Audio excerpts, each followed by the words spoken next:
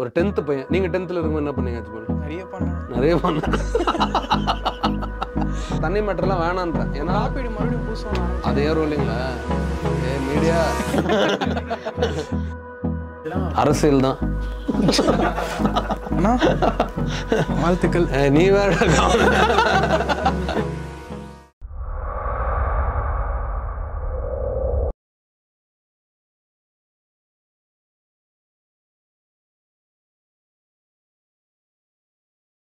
மாணவர்கள் வந்து ஒன்று படிப்பில் ஃபோக்கஸ் பண்ணுறாங்க, அப்படி இல்லைனா அதோட அதர் எக்ஸ்ட்ரீம் செக்ஸ் லவ் அப்படின்னு போயிடுறாங்க. ரெண்டுத்தையும் பேலன்ஸ் பண்ணாமல் செக்ஸ் லவ் அப்படின்னு டிஸ்ட்ராக்ட் ஆனவங்களுக்கு கரியரை மிஸ் பண்ணிடுறாங்க. இல்லை கரியரில் ஃபோக்கஸ் பண்ணவங்களுக்கு ஃபேமிலி லைஃப்பில் நிறைய ப்ராப்ளம் வருது.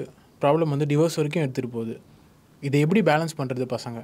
செக்ஸ் அப்படின்றது ஒரு பால், ஆண் பால், பெண் பால், இப்போ எல்ஜிபிடி எல்லாருக்குமே வந்து அவங்கவுங்களோட ஃபீலிங் இருக்குது.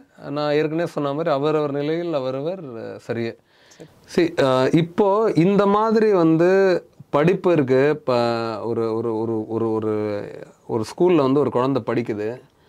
ஒரு பேரண்ட்டோட ஒரு ஒரு ரோல் வந்து பெருசாக இந்த மாதிரி விஷயத்தில் ப்ளே ஆகுது. இப்போது ஒரு பேரண்ட்டுக்கு முதல்ல ஒரு விஷயம் புரியணும். ஒரு குழந்தையோட ஒரு ஒரு ஒரு ஒரு ஹார்மோன் சேஞ்ச் வரும்போது அவன் என்ன பண்ணுவான்? மேக்ஸிமம் ஒரு 10th பையன். நீங்கள் 10th இருக்கும்போது என்ன பண்ணீங்க அஜ்மல்? நிறைய பண்ண இப்போ என்னன்னா மேக்ஸிமம் பார்த்தீங்கன்னா சில குழந்தைங்க வந்து விஷுவலாக இருப்பாங்க, ஹைலி விஷுவல். அவங்களுக்கு வந்து ஏதோ ஒரு படம் பார்க்கணும் போல தோணும், ஒரு பிக்சர், ஒரு மேகசின் அவங்களுக்கு பிடிச்ச மாதிரி அவங்களோட ஹார்மோன்ஸோட அந்த தேடலுக்கான அந்த மாதிரி பார்க்கணுன்னு ஆசைப்படுவாங்க. சில பேர் ரொம்ப கினஸ்டிக் ஆடிட்ரியாக இருப்பாங்க. ஆடிட்ரி எப்படின்னா, சில பேர்கிட்ட நீங்கள் கேள்விப்பட்டிருப்பீங்க, இந்த கடலை போடுறது, பேசுறது, ஃபோன் பண்ணி ஏதாவது ஒரு பொண்ணுக்கிட்ட இல்லை யாருக்கிட்டையோ இல்லை அவங்களுக்கு பிடிச்சவங்ககிட்டயோ இல்லை சும்மாவது ஃபோன் பண்ணி அந்த ஒரு பொண்ணு வாய்ஸோ இல்லை ஒரு பையன் வாய்ஸோ அந்த பொண்ணு கேட்டால் அது நல்லாயிருக்கும். ஸோ இவங்க எல்லாமே இந்த ஹைலி ஆடிட்டரியாக இருப்பாங்க. இன்னும் சில பேர் வந்து ரொம்ப கினஸ்டிக்காக இருப்பாங்க. டேரெக்டாகவே எதனாலும் ஓப்பனாக என்னென்னா ஒரு தப்பான ஒரு விஷயத்தை செயலை பண்ணி எங்கேயாவது மாட்டிப்பாங்க. ஸ்கூல்லையோ இல்லை வீட்லேயோ எங்கேயாவது மாட்டிப்பாங்க. இப்போ இந்த மாதிரி இப்போது விஷுவலாக ஒரு விஷயத்தை நினைக்கிறதும் ஆக்ஷனாக செய்கிறதும் இது செய்கிறதும் பார்த்தீங்கன்னா மூணுமே வந்து பார்த்திங்கன்னா ஒரு ஏஜ் வரைக்கும் நீ மெச்சூர்ட் ஆகிற வரைக்கும் பண்ணாத இருக்கிறது நல்லது. ஆனால் அதுக்கு முன்னாடியே நீ இதை பண்ணணும்னு ஆரம்பிச்சிட்ட அப்படின்னா, நான் ஏற்கனவே சொன்ன மாதிரி ஒவ்வொருத்தனுக்குமே இந்த மாதிரியான சுச்சுவேஷனை காப்பாற்றுறது ஃபேமிலி தான். ஒரு மேலுக்கு ஒரு பர்ஃபெக்டான அட்வைஸ் கொடுக்க முடியும்னா அது ஃபாதரால் தான் கொடுக்க முடியும். ஒரு ஃபீமேலுக்கு பர்ஃபெக்டான அட்வைஸு ஒரு மதரால் கொடுக்க முடியும். ஆனால் இப்போ ஃபாதர் இல்லாத வீடு, அங்கே வந்து உண்மையாகவே ஒரு நல்ல ஃப்ரெண்டு மட்டும் அந்த பையனுக்கு அமைஞ்சிட்டாங்கன்னா அந்த இடத்த அவன் எப்படி வந்து கிராஸ் பண்ணணும் அப்படின்றத கற்றுப்பான். நான் இன்னொரு விஷயம் சொல்கிறேன். ஒரு 25 வருஷத்துக்கு அப்புறம் கரியரில் பயங்கரமாக ஜெயிச்சிருவாங்க சில பேர். ஆனால் மேரேஜ் லைஃப்பில் தோற்றுருவாங்க. ஏன்னா உங்களோட ஹார்மோன்ஸு உங்களோட லைஃப் வந்து உண்மையாகவே சூப்பராக ரன் பண்ணுறதுக்கு பயங்கர ஹெல்ப்ஃபுல்லாக இருக்கும். You have to first understand a woman and a women should understand a man. இவங்க ரெண்டு பேருமே ஈச் அதர் புரிஞ்சுக்கிட்டா தான் என்ன ஆகும்? குடும்பம், அந்த நான் ஏற்கனவே சொன்ன அந்த ஃபேமிலி கனெக்ட் ஆகுது. ஃபேமிலி நல்லா இருக்கணும்னு என்ன ஆகணும்? ஆணுக்கும் பெண்ணுக்கு இருக்கிற கெமிஸ்ட்ரி, பயாலஜி இது எல்லாமே என்ன இருக்கணும்? It has to be successfully good. இது எப்போ நடக்கும் அப்படின்னா, நீ எங்கே வந்து உன்னோட பார்ட்னருக்கு இம்பார்ட்டன்ஸ் கொடுக்கணுமோ அங்கே இம்பார்ட்டன்ஸ் கொடுக்கணும், எங்கே உன் கரியருக்கு கொடுக்கணுமோ அங்கே கொடுக்கணும். அப்போது நல்லது கெட்டது எல்லாம் கற்றுக்கிற ஏஜ் எது? 10th மேலே 12th மேலே. முக்கியமாக வந்து ஒரு 12th கிராஸ் பண்ணுற வரைக்கும் கொஞ்சம் கண்ட்ரோல்டாக இருந்துக்கிட்டு எதையுமே எக்ஸ்பீரியன்ஸ் பண்ணாத 12th மேலே என்ன ஏது இருக்குதுன்ற தெரிஞ்சுக்கிறதுன்னு ஒன்றும் தப்பு இல்லை. என்னை பொறுத்த வரைக்கும் இதை வந்து ஸ்கூல்ஸில் இந்த எஜுகேஷன் ஒரு பக்கம் கொண்டு வர்றது எவ்வளோ இம்பார்ட்டண்ட்டோ அதை விட ரொம்ப important already parents are doing it. நம்ம நினச்சிக்கிறோம் ஸ்கூலில் வந்து செக்ஸ் எஜுகேஷன் தரலன்னு. ஆனால் உண்மையாகவே great parents, good parents have already started this session of educating the children on how to handle people, opposite sex எப்படி ஹேண்டில் பண்ணணுன்றது கற்றுக்க ஆரம்பிச்சிட்டாங்க. ஸோ ஒரு குழந்தை வந்து ஜெயிக்கணும் எப்படின்னா, என்னை பொறுத்த வரைக்கும் நல்லவனாகவும் இருக்கணும், வல்லவனாகவும் இருக்கணும், கொஞ்சம் கல்லவனாகவும் இருக்கணும், கள்ளத்தனமும் இருக்கணும். என்னது தப்பு அப்படின்னு தெரிஞ்சாதான் அந்த தப்புலேருந்து வெளியே வருவான். நீங்கள் பார்த்துருக்கீங்களா? சில பேர்லாம் சொல்லுவாங்க, என் பையன் வந்து ரொம்ப நல்ல பையனாக இருந்தாங்க, திடீர்னு என்ன ஆச்சுன்னு தெரில, இப்படி ஆகிட்டான், மாசமாயிட்டான் அப்படின்னு சொல்லுவாங்க. ஏன்னா சின்ன வயசுலேருந்தே அவனுக்கு அந்த விஷயம் என்னன்னே சொல்லி கொடுக்காத வளர்த்தணும். என்ன ஆகும்? இப்போ எக்ஸாம்பிள், பாலைவனத்தில் ஒரு சொட்டு தண்ணி ஊற்றினா என்ன ஆகும்? காணாம போயிடும். ஒரு மூட்டை தண்ணி, ஒரு குடம் தண்ணி ஊற்றினா என்ன ஆகும்? காணாம போயிடும். ஏன்? தாகத்தில் இருக்குது பாலைவனம். அதே வந்து நிறைய தண்ணி இருக்கிற இடத்துல தண்ணி ஊற்றினா என்ன ஆகும்? அப்படியே தான் இருக்கும். ஏன்னா அதுக்கு வேணாம். அது அப்போது எந்தெந்த ஏஜில் அந்த சைல்டுக்கு என்னென்ன அவேர்னஸ் வரணுமோ அது கொடுக்கணும். அதுக்கு ஒரு பாசிட்டிவான விஷயம் தான் மீடியா.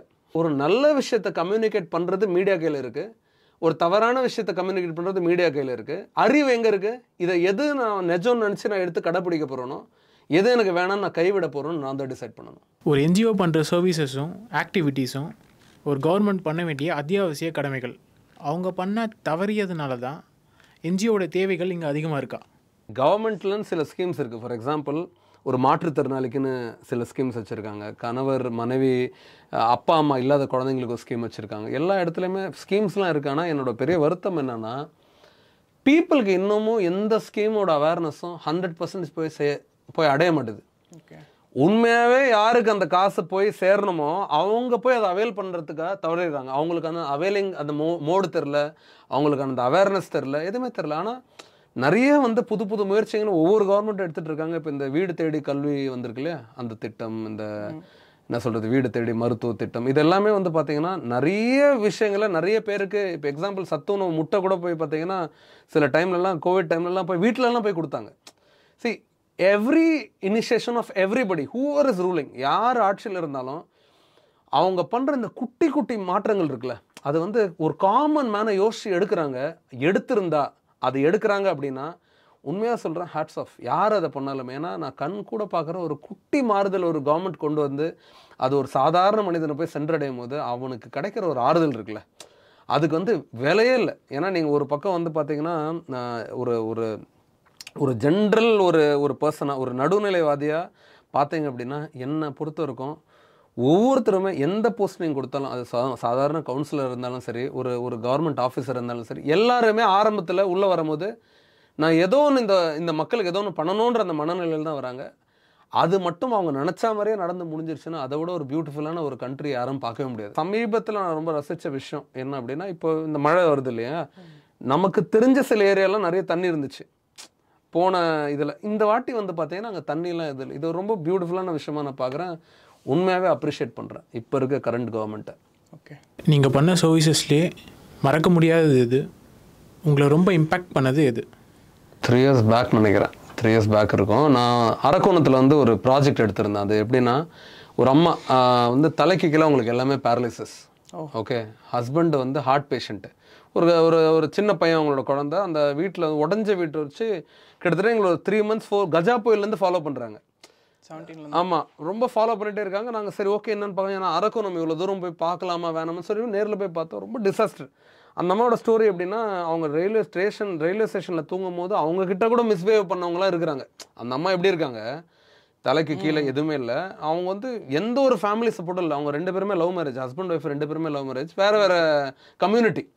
இவங்க ஒரு கம்யூனிட்டி, அவங்க ஒரு கம்யூனிட்டி. அதனால் எந்த ஒரு சப்போர்ட்டுமே அவங்களுக்கு சொசைட்டியில் கிடைக்கல, அவங்களோட சொந்தக்காரங்களில். வீடு கட்டி கொடுக்கும் போது எனக்கு வந்து எப்படின்னா, ரூம் எடுக்கிறதுக்கு காசு இல்லை. அந்த ப்ராஜெக்ட்டுக்கு இப்போ ஒரு ஹோட்டலில் தங்குறதுக்கு காசு இல்லை. ஏன்னா இருந்த காசு எல்லாமே இந்த ப்ராஜெக்ட் பண்ணுறதுக்கு கரெக்டாக இருக்கும். கொஞ்சம் கொஞ்சமாக எல்லார்ட்டையும் ரேஸ் பண்ணிகிட்டு இருக்கோம். அந்த அம்மாவுக்கு வீடும் கட்டி தரணும் ஆரம்பிச்சிட்டோம். எப்படின்னா அந்த அம்மாவுக்கு வந்து கண்டிப்பாக பாத்ரூம் வைக்கணும், ஏன்னா அவங்க டிசேபிள், நடக்கிறதுக்கு கொஞ்சம் ஹைட்டாக வைக்கணும், தண்ணி கொஞ்சம் பள்ளத்தில் இருந்து தண்ணி உள்ளே வந்துடக்கூடாது, கொஞ்சம் ஹைட்டாக தூக்கணும். இதெல்லாமே எங்கள் க்ரைட்டீரியா. ஸோ நிறைய காசு தேவைப்படும் போது ஹோட்டலில் தங்குறதுக்கு இடம் இல்லைன்னு அங்கேயே வந்து பக்கத்தில் வந்து ஒரு ரூம் எடுக்கிறோம். ஐ மீன் ரூம்னா வாடகைக்கு எடுக்கல, அங்கே இருக்கிற யார்கிட்டே வந்து தங்கிக்கலாமான்னு கேட்குறோம். அந்த இடத்துல ஏதோ ஒரு பூச்சி கடிச்சிருச்சுன்னு. ஓகே, பூச்சி கடிச்சு என்ன ஆயிடுச்சு, கால்லாம் வந்து ஒரு மாதிரி ரெட்டாக வந்து கால் இவ்வளோ பெருசாகிடுச்சு. என்னோட கால் இவ்வளோ பெருசாகிடுச்சு. டாக்டர் என்ன சொல்கிறாங்க, இந்த கால் வந்து இது தெரிலங்க என்னன்னு அவங்களுக்கு புரியல, ரொம்ப கிரிட்டிக்கல். இன்ஃபேக்ட் அந்த கால் வந்து ஒரு ரிஸ்கான ஒரு சுச்சுவேஷன், கால் நமக்கு இருக்குமா இல்லையான்னு கூட ஒரு சுச்சுவேஷன். எல்லாரும் என்ன நினச்சாங்கன்னா, அந்த ப்ராஜெக்ட் நிறுத்திடுவார் சக்தி அப்படின்னு நினச்சாங்க எல்லாருமே, என் வாலண்டியர்ஸ், என் டீம்மேட்ஸ் எல்லாருமே. நான் வந்து ஹாஸ்பிட்டல்லே இருந்தேன், ஒவ்வொரு செக்குக்கும் சைன் பண்ணி அமுச்சிட்டே இருந்தேன். அந்த கூலி வேலை கொடுக்குறவங்க, காசு கொடுக்குறவங்க எல்லாருக்குமே அமுச்சிட்டே இருந்தேன். அது போய்ட்டு ஒன்று ஒன்றா போய்ட்டு அந்த ப்ராஜெக்ட் டோட்டலாக முடிச்சு அதை திறக்கும் போது ஐ காட் கியோர்ட். அங்கே போய் நின்று அதை போய் அவங்கக்கிட்ட ஒரு ஹேண்ட் ஓவர் பண்ணும்போது ஒரு சந்தோஷம் வந்துச்சு. அது உண்மையாக விலையே இல்லை. I really wanted to remember that day. நிறைய சர்வீசஸ் இருக்குது. கஜா புயலில் வந்து மக்களாக அவ்வளோ இருந்து 18 நாள் அவங்க கூட இருந்து அந்த மக்களுக்கு ஹெல்ப் பண்ணிட்டு வரும்போது ஒரு சந்தோஷம். கந்தர்வ கோட்டையில் ஒரு லேடி இருக்காங்க, ஹஸ்பண்ட் இறந்துடுறாரு. ஹஸ்பண்டு இறந்துடுறாரு, கரெக்ட், இறந்துடுறாங்க. வயசான பாட்டி, கை குழந்தை, தனியே வீடு. யாருமே அவங்களுக்கு ஹெல்ப் பண்ணல, எதுவுமே இல்லை. அங்கே நின்று அந்த அம்மாவுக்கு ஒரு வீடு கட்டி கொடுத்துட்டு அங்கேருந்து வரும்போது ஒவ்வொரு வீடும் கட்டும் போது அச்சுமேல் நமக்கு எப்படி தோணும் அப்படின்னா ரொம்ப டஃப்பாக தோணும். ஆனால் அதுக்கப்புறம் வெளியே வரும்போது பார்த்தீங்கன்னா பயங்கர சந்தோஷமாக இருக்கும். இப்போ ரீசெண்டாக கூட நானும் எங்கள் டீம் வந்து பங்களாபுத்தூர் போயிருந்தோம், கோபிச்செட்டிப்பாளையம் பக்கத்தில். அம்மா அப்பா 9 மாதத்துக்கு முன்னாடி ஒரே நாளில் ஆக்சிடெண்ட்டில் இறந்துட்டாங்க. ஒரே நாள் அந்த ஊருக்கே தெரியுது. டிஎன் பாளையத்தில் அங்கே ஆக்சிடென்ட் நடக்குது பெட்ரோல் பங்க் கிட்ட, எல்லாருக்கும் தெரியுது. அந்த அம்மா வந்து வீடே இல்லாத அந்த அந்த பேத்தியை வச்சுக்கிட்டு அந்த பாட்டி ரொம்ப கஷ்டப்பட்டு இருந்தாங்க. இப்போ ஒரு வாரம் முன்னாடி அந்த வீடை கட்டி கொடுத்துட்டு அவங்க கையில் ஒப்படைச்சிட்டு நாங்கள் வந்தோம். எல்லாரும் என்ன யோசிச்சாங்க அப்படின்னா, இந்த ப்ராஜெக்ட் பண்ணுறதுக்கு என்ன எப்படி பண்ணுவாங்க ஹீலர் ஃபவுண்டேஷன். உண்மையாக சொல்கிறேன், நல்ல உள்ளங்கள்லாம் எங்கள் கூட சப்போர்ட் பண்ணி அதில் நாங்கள் போய் இதை அச்சீவ் பண்ணும்போது எங்களுக்கு பயங்கர ஹாப்பினஸ் தரும் எப்போவுமே. So whatever I am, it is all because of the family members of the Healer Foundation. எந்தெந்த ஊர்லேயே இருப்பாங்க, என்னை பார்த்து கூட இருக்க மாட்டாங்க, ஆனால் என் மேலே அவங்க வச்சுருக்க அந்த பாசம் இருக்குல்ல, அதுதான் இவ்வளோ தூரம் நாங்கள் பண்ண அந்த சர்வீஸ்க்கு காரணம். பாசன்றதை விட நம்பிக்கை. எப்படியும் ஒரு பண்ணிடுவார். கரெக்ட். அதான் இவங்க உங்கள் மேலே வச்சுருக்க நம்பிக்கையை தாண்டி நீங்கள் இந்த கரியர் சூஸ் பண்ணோன்னே உங்கள் வீட்டில் உங்களுக்கு எந்த அளவுக்கு நம்பிக்கை கொடுத்தாங்க? ஒரு பையன் வந்து உண்மையாக வந்து அவனுக்கு பிடிச்ச ஃபீல்டில், உண்மையாக சொல்கிறேன், இந்த கொஷின் கேட்டதுக்கு வந்து ரைட்டான ஆன்சர் என்னென்னா, மேபி ரொம்ப சின்ன வயசுலேருந்தே ஒரு பெரிய கனவு என்னோடய பேரண்ட்ஸுக்கு என்னென்னா, நான் ஒரு ஐடி ஜாப்க்கு போகணுன்னு. ஒரு கம்ப்யூட்டரில் போயிட்டு சி++. ஆமாம், காலையில் போயிட்டு என் புள்ள ஈவினிங் வீட்டுக்கு வந்துடணும், மாதம் சம்பளம் வந்துடணும் தான் எல்லா பேரண்ட்ஸ் மாதிரி தான் எங்கள் பேரண்ட்ஸ் ஆசைப்பட்டாங்க. எனக்கு என்னோட பேஷன்னு பார்த்தீங்கன்னா பீப்புள் தான், மக்கள் தான் என்னோட பேஷன். மக்கள்கிட்ட பேசணும், மக்களுக்கு எதாவது செய்யணும், இதுதான் எனக்குள்ளே ஊறிட்டே இருந்துச்சு. அதனால் நான் ஒரு காலகட்டத்தில் என்ன ஆயிடுச்சு அப்படின்னா, சொல்லி பார்த்தாங்க. அதுக்கப்புறம் இவன் விடுற மாதிரி தெரில, சரி ஏதோ ஒன்று பண்ணுவான் அப்படின்னு சொல்லி அந்த கொடுத்த அந்த நம்பிக்கை இருக்குல்ல, அந்த இனிஷியல் நம்பிக்கை, அதுதான் இவ்வளோ தூரம் கொண்டு வந்துச்சு. எங்கள் அப்பா வந்து ஒரு பெரிய சாட்டிஸ்ஃபேக்ஷன் இன்னை வரைக்கும் எனக்கு என்ன கொடுக்குறதுன்னா, எங்கள் பேரண்ட்ஸும் சரி எங்கள் ஃபாதரும் சரி, இப்போ நீங்கள் வந்து சம்பாரித்து எனக்காக நீ எதுவுமே செய்ய வேணாம், நீ உங்களை பார்த்துக்கிட்டா போதும், உங்களுக்கு தேவையானது உங்கள் ஃபீல்டை பாருங்க. ஏன்னா எங்கள் அப்பா ஆர்மி மேன், இராணுவத்தில் இருந்தார். அப்பாவுக்கு வந்து என்னென்னா, நான் வந்து நாட்டுக்காக ஒர்க் பண்ணேன், நீ உன்னால் முடிஞ்ச நம்ம இந்தியாவில் ஏதோ ஒரு ஊர் நம்ம தமிழ்நாட்டில் உன்னால் முடிஞ்ச பெஸ்ட்டு மக்களுக்கு ஒரு சேஞ்சை கொண்டு வான்னு சொல்லிட்டு அப்பாக்குள்ளேயும் அது ஆசை இருந்துச்சு. அதை நான் மறைமுகமாக எப்போ பார்த்தேன் அப்படின்னா, எங்கள் அம்மா கிட்ட ஒரு பர்சனலாக பேசும்போதெல்லாம் நான் ரியலைஸ் பண்ணேன், ஓகே வெளியே நம்மளை திட்டினாலுமே என்ன எதுன்னு கேட்டாலும் உள்ளுக்குள்ளே ஒரு சின்ன ப்ரௌட் மூமெண்ட் இருக்குது அவங்ககிட்ட. நம்ம வந்து இத்தனை காலேஜஸில் பேசுகிறோம், இது பண்ணுறோம். ஆனால் காலேஜில் பேசுறதுலாம் ஒரு பாயிண்ட் ஆஃப் டைமில் ஹி ஸ்டார்டட் லவ்விங். அவருக்கு ரொம்ப பிடிக்க ஆரம்பிச்சிச்சு. ஏன்னா போகிற இடம் எல்லாமே வந்து என்னோடய ஃபாதருக்கு என்னோடய மதருக்கு வந்து ஒரு குட்டி ரெஸ்பெக்ட் கிடைக்கும் இல்லையா, உங்கள் பையனை பார்த்தேன் அதை பார்த்தேன்னு. So people change. ஆரம்பத்தில் வந்து நீங்கள் சொன்ன மாதிரி எந்த ஒரு சப்போர்ட்டுமே இல்லை, பட் அதை விடாத பண்ண சப்போர்ட் ஸ்டார்ட் ஆச்சு. அப்பா வந்து ஆர்மியில் இருந்ததால் அந்த சப்போர்ட் கொடுத்தாருன்னு சொல்கிறீங்களா, இல்லை ஜென்ரலாக? இல்லை, ஆர்மியில் இருந்ததால் எங்கள் அப்பாவுக்கு ஒரு குட்டி பென்ஷன் வரும் இல்லையா, அப்போது அவர் இன்னொரு இடத்துல ஏர்போர்ட்டில் கொஞ்ச நாள் ஒர்க் பண்ணிட்டு இருந்தார், அதுக்கும் அவர். ஸோ அவர் ஃபேமிலியை சஸ்டெயின் பண்ணதால அவருக்கு ஒரு தைரியம். ஏன்னா எல்லார் வீட்லேயும் வந்து அந்த மாதிரி சப்போர்ட் பண்ணுறதில்ல ஜென்ரலாகவே. எங்கள் வீட்லேயே வந்து சப்போர்ட் பண்ண மாட்டாங்க. ஸோ அந்த மாதிரி கேட்குறேன். ஒவ்வொரு பேரண்ட்ஸுமே வந்து எங்கேயாவது ஒரு இடத்துல என் பையன் நல்லா வந்துடணுன்ற ஒவ்வொரு டைமும் வந்து இதை பண்ணாத இதை செய்யாதன்னு சொல்லும் போது என்ன அவங்களுக்கு இருக்குது உள்ள, என்ன ஸ்ட்ராங்காக நம்புகிறாங்க, இவன் விழுந்துடக்கூடாதுன்றதுக்காக தான் போவாத பண்ணாதன்னு சொல்கிறாங்க. ஆனால் நீ எங்கேயாவது போய் ஒரு தடவை நின்று காட்டு அப்படின்னா இவன் நிற்கிறான்றதில் சப்போர்ட்டும் கொடுக்க ஆரம்பிச்சிருவாங்க. அதுதான் எனக்கும் நடந்துச்சு. ஹீலர் ஃபவுண்டேஷனோட நெக்ஸ்ட் கோல்ஸ் என்ன, அப்கமிங் ப்ராஜெக்ட்ஸ் என்னென்ன? ஹீலர் ஃபவுண்டேஷனோட அடுத்த ப்ராஜெக்ட்ஸ் அப்படின்னா, இப்போது இந்த டிசம்பர் மந்த்து இந்த மண்டேலேருந்து இந்த மந்த்து பூரா வந்து நாங்கள் வந்து கொஞ்சம் ஒரு சஸ்டைனபிள் வில்லேஜை நோக்கி போயிட்டுருக்கோம். அதாவது ஒரு 4-5 வில்லேஜ் எடுத்துக்கிட்டு அந்த பசங்களுக்கு முதல்ல எஜுகேஷனோட இம்பார்ட்டன்ஸை கொடுக்கணும். அடுத்து வந்து பேசிக் சானிடேஷன் இல்லாத கிராமங்கள் இன்னமும் இருக்குது, எல்லா ஊர்லேயும் இருக்குது, இந்தியா பூரா இருக்குது, உலகம் பூரா இருக்குது. நம்ம வந்து அந்த சானிடேஷன் கூட இல்லாத சில வில்லேஜஸ் வந்து எங்கிட்ட ரிக்வஸ்ட் கேட்டிருக்காங்க, அவங்களுக்கு இந்த பாத்ரூம் ப்ராஜெக்ட்டு. அப்புறம் சில கிராமங்களில் வந்து பசங்க படிக்கிறதுக்கு ஒரு இடம் இல்லை, ஒரு உட்காந்து படிக்கிறதுக்கு, ஏன்னா எல்லாம் குடிசை, பசங்களாவது உட்காந்து படிக்கிறதுக்கு ஒரு குட்டி கம்யூனிட்டி ஹால் மாதிரி இருக்கணும். ஸோ ஒரு 2-3 வில்லேஜஸில் இந்த கம்யூனிட்டி ஹால் கட்டுற மாதிரி ஒரு ப்ராஜெக்ட்டு. அது மட்டும் இல்லாத ஏற்கனவே நான் பண்ணிட்டு இருக்க child pension scheme, old pension scheme, food temple, திருநெல்வேலியில் உணவு கோயில்னு ஒரு இடம் வச்சுருக்கேன், உணவு ஃப்ரீயாக கொடுக்குறது, தினமும் வந்து ஒரு வேளை உணவு சாப்பிட்லாம் வயசானவங்க.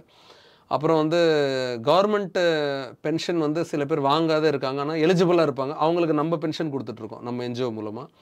நியூட்ரிஷன் ஸ்கீமில் குழந்தைங்களுக்கு வந்து மாற்றுத்திறனாளிகளோட குழந்தைங்களுக்கு சப்போர்ட் பண்ணிகிட்ருக்கோம். அது மட்டும் இல்லாத தமிழ்நாடு பூரா ரொம்ப பாதிக்கப்பட்டு உழைக்க தயாராக இருக்க பெண்களுக்கு வந்து இந்த தையல் மிஷின் வாங்கி தர்றது, அவங்களோட வாழ்வாதாரம் உயர்த்துறதுக்கு பண்ணிகிட்ருக்கோம். ரெண்டாவது கவர்மெண்ட் ஸ்கீம்ஸ் வந்து இன்னும் நிறைய பேருக்கு அவைல் பண்ணி தரணும். அவங்களுக்கு இப்போ சில பேருக்குலாம் எலிஜிபிலிட்டி இருக்கும், ஆனால் பென்ஷன் வராது. ஸோ அவங்களுக்கு வந்து நம்ம வாலண்டியர்ஸ் மூலமாக இந்த பென்ஷன்ஸ்லாம் வாங்கி கொடுக்கலான்னு இருக்கோம். ஒரு ஸ்கூல் ஒன்று, primary school with standard education, அதாவது எல்கேஜிலேருந்து 5வது வரைக்கும் ஃப்ரீ எஜுகேஷன். அது ஏற்கனவே கவர்மெண்ட் ஸ்கூல் பண்ணுறாங்க. அவங்க ஒரு சைடு பண்ணும்போது நம்மளும் வந்து ஒரு நல்ல ஒரு சிபிஎஸ்சி இன்டர்நேஷ்னல் ஸ்கூல் கொடுக்குற அந்த ஸ்டாண்டர்டை வந்து ஒரு இலவசமான ஒரு ஸ்கூலில் நம்ம கொடுக்கணும்னு சொல்லிட்டு we planning for a school. Super. மதுராந்தகத்தில் ஒரு இடத்துல ஸ்கூல் ஒன்று பிளான் பண்ணலான்னு இருக்கோம். Okay okay. ஸோ அது ஒரு ஃப்ரீ ஸ்கூலாக பண்ணலான்னு இருக்கோம். இதான் வந்து இப்போதைக்கு இருக்க பிளான். என்ஜிஓஸ் ஆர் ஸ்கேம் அப்படின்ற ஒரு சந்தேக பார்வையோட நிறைய பேர் இருக்காங்க. அவங்களுக்கு நீங்கள் என்ன சொல்ல விரும்புகிறீங்க?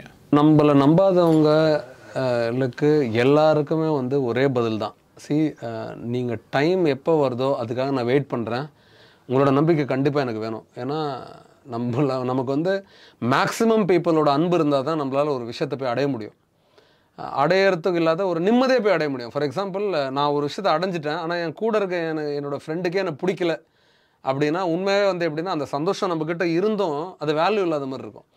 என்னை பொறுத்த வரைக்கும் நான் வந்து ஒருத்தர் ஆரம்பத்துலேருந்து இன்னை வரைக்கும் நான் ரொம்ப ரசிக்கிற எல்லாரையுமே ஏதோ ஒரு காலத்தில் நானும் வெறுத்தவன் தான். இன்றைக்கி நான் யாரெல்லாம் ரசிச்சுக்கிட்டு இருக்கணும், பெரிய ஃபேனாக இருக்கணும், அவங்க எல்லாரையுமே ஒரு காலகட்டத்தில் நானும் வந்து எதிர்த்தவன் தான், பிடிக்காதுன்னு சொன்னவன் தான். ஆனால் ஒரு காலகட்டத்தில் ஒரு இடத்துல எனக்கு அவங்கள பிடிக்க ஆரம்பிச்சது, அந்த டிரான்ஸ்ஃபார்மேஷன் நடந்துச்சு. ஸோ எனக்கும் அந்த நம்பிக்கை இருக்குது, யார் யாருக்கெல்லாம் இன்றைக்கி என்னை பிடிக்கலையோ அவங்களுக்கும் என்னை ஒரு நாள் பிடிக்கிற அந்த நாள் வரும்னு நான் நம்புகிறேன். அதுக்காக நான் எந்த ஒரு புது முயற்சியும் எதுவும் நான் மாற்றிலாம் எதுவுமே பண்ண போகிறதில்ல. நான் இப்போ பண்ணுறதே தொடர்ந்து பண்ண போகிறேன். அண்டு எவ்வளோக்கு எவ்வளோ நம்பாதவங்களை நான் ஃபோக்கஸ் நான் பெருசாக என்னை நம்பாதவங்கள நான் ஃபோக்கஸ் பண்ணதில்லை. ஏன்னா இருப்பாங்க அவங்க. டைம் நான் யாருக்கு கொடுப்பேன் அப்படின்னா, உண்மையாகவே நம்மளை நம்புகிறவங்க, நம்மளை நேசிக்கிறவங்க, நம்ம கூட இருக்கிறவங்க. நான் வந்து அத்தனை பேர் இருக்காங்க தமிழ்நாட்டில் மட்டும் இல்லாத உலகம் பூரா அத்தனை பேர் இருக்காங்க. நான் தேங்க் பண்ண வேண்டிய பீப்புள், நான் வந்து நேசிக்கிற பீப்புள். அவங்களுக்காக தான் நான் இந்த வாழ்கிற வாழ்க்கையை வந்து என்னை நேசிக்கிறவங்களுக்காகவும் மக்களை நேசிக்கிறவங்களுக்கும் அவங்களுக்காக ஃபோக்கஸ் பண்ணி ஒரு காலகட்டத்தில் போயிட்டே இருக்கேன். ஸோ இப்போ நீங்கள் சொன்ன மாதிரி பிடிக்காத யாரோ வந்து நம்மளை டிஸ்டர்ப் பண்ணுறாங்க, ஒரு இடத்துல இதை பண்ணாதுன்னு சொல்கிறாங்க அப்படின்னா, நம்ம பிடிச்சவங்களா இருக்காங்களே அவங்கள வச்சு தான் அவங்களை ஹேண்டில் பண்ணுவோம். எனக்கு தெரிஞ்ச வரைக்கும் பெருசாக நம்மளை ஹேட் பண்ணுறதுக்குலாம் யாருமே இல்லை. ஏன்னா எல்லா இடத்துலையுமே நம்ம மக்களை சம்பாரிச்சுட்டு தான் வந்துட்டுருக்கோம். மேபி நம்மளை மாதிரி இருக்கணும்னு ஆசைப்பட்டு அந்த இடத்துல இருக்க முடியலேன்னு ஒரு ஆதங்கத்தில் இருக்கிறவங்க நம்ம மேலே ஒரு குட்டி வருத்தம் அவங்களுக்கு இருக்கும். நான் அவங்க எல்லாருக்கும் டெடிகேட் பண்ணுறது. ஏன்னா இப்போ நான் மட்டும் இங்கே பண்ணல, நீங்கள் யாரெல்லாம் இதை பண்ணணும்னு நினைக்கிறீங்களோ அவங்களோட மனசாட்சியாக தான் நான் பண்ணிகிட்டு இருக்கேன். அஸ் அ மோட்டிவேஷனல் ஸ்பீக்கராக நம்ம வியூவர்ஸ்க்காக அடடா ஆட்டோ பின்னாடி எழுதலாம்ப்பா அப்படின்ற மாதிரி ஒரு மெசேஜ் சொல்லுங்களேன். யார் ஒருத்தர் வந்த இடத்துக்கு, ஆரம்பித்த இடத்துக்கு நன்றியாக இருக்கீங்களோ, அந்த ஆரம்ப புள்ளிக்கு நன்றியாக இருக்கீங்களோ, அவங்கள தான் உண்மையாகவே பெரிய புள்ளியாக அந்த உலகத்தில் உயர முடியும், பெரிய லீடராக உயர முடியும். அந்த ஆரம்ப புள்ளி உன்னோட யார் அப்படின்னா, உனக்கு இடம் கொடுத்த நீ குடியிருந்த அந்த கோயில் உன்னோட தாய். யார் ஒருத்தர் அந்த தாய் என்ற அந்த சக்திக்கு இம்பார்ட்டன்ஸு மதிப்பு கொடுக்குறீங்களோ, அந்த தொடக்கத்துக்கு இம்பார்ட்டன்ஸ் கொடுக்குறீங்க, எங்கே போனாலும் உன்னை அசைக்கவே முடியாது, உன்னை தோக்கடிக்கவும் முடியாது.